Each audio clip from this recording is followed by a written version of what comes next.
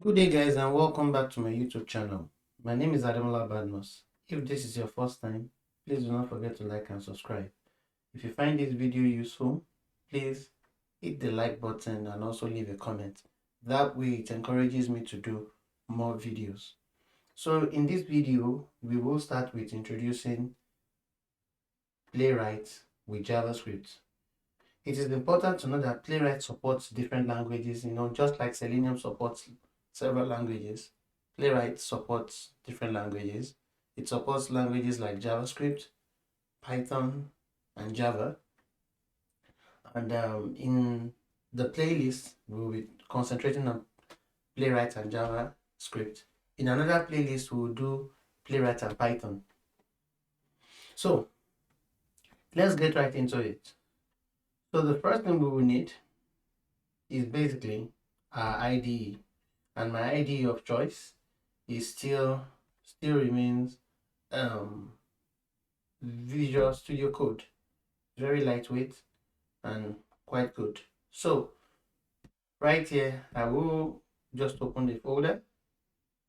Let me quickly create one in the YouTube classes, and I would create a folder here called Playwright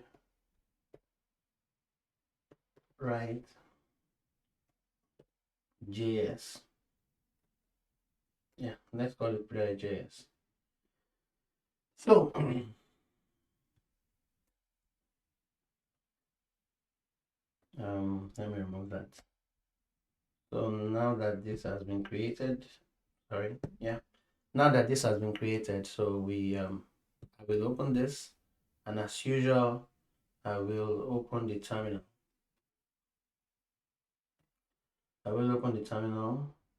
That is the shortcut I use. If you're using the Mac system, you can just press Control and a symbol here. I cannot even mention the name, but you'll find out. You can Google that.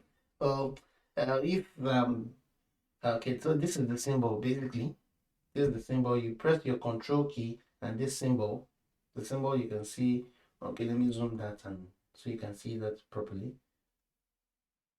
So this symbol and Control key will bring your terminal if you're working on a Mac system. So let me leave it a bit zoomed so you can see it properly. So now that we've done this, we can go into our browser and we can find out more about Playwright. If you so wish, you can find out more about Playwright, and you will see the documentation about it. So as you can see, these are the languages that it supports: Node.js, Python, Java, .NET.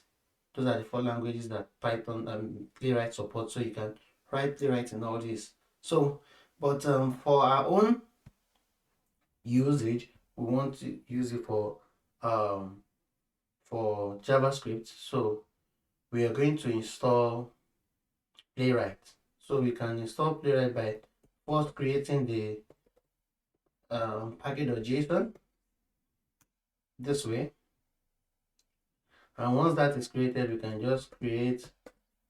install it this way. So we can type it out and say npm install save dev as usual, or we can just truncate all of that, reduce it to just this.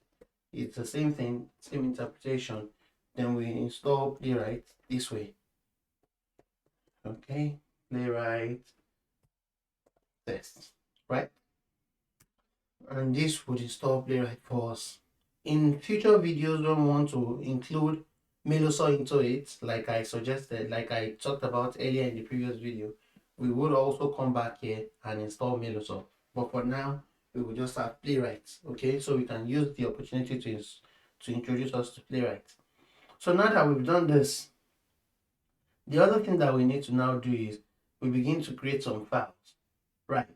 But the first file we will create would be inside the Playwright itself, which will be the Playwright config.js. What does it do?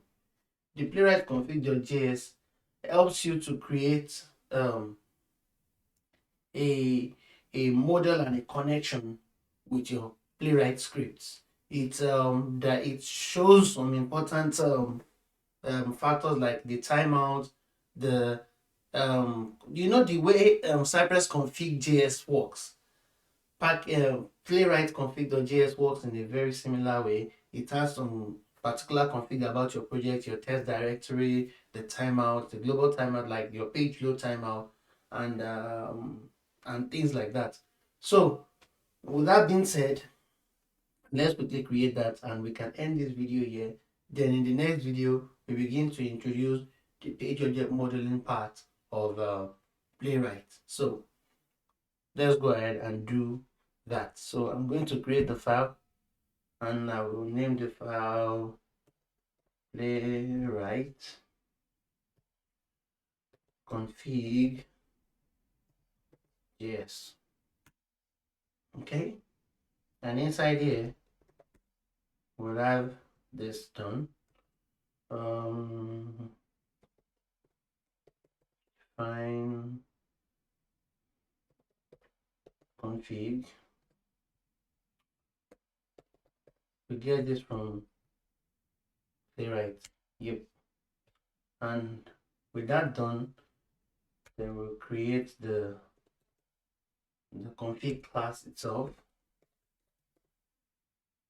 which definitely carries all the configuration that is needed. And with this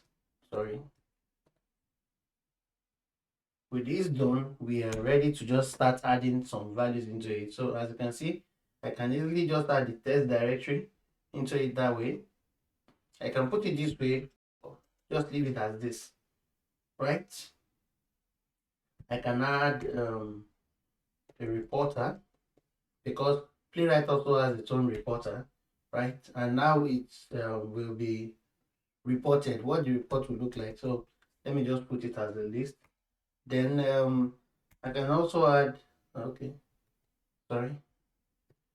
can add a timeout, right? I'm going to leave the timeout as maybe 15 seconds. That will be milliseconds. And the global timeout, just like the page load, the global timeout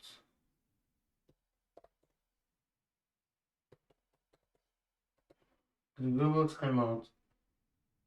can leave that as maybe 60 milliseconds, and that will do it. And that fixes everything.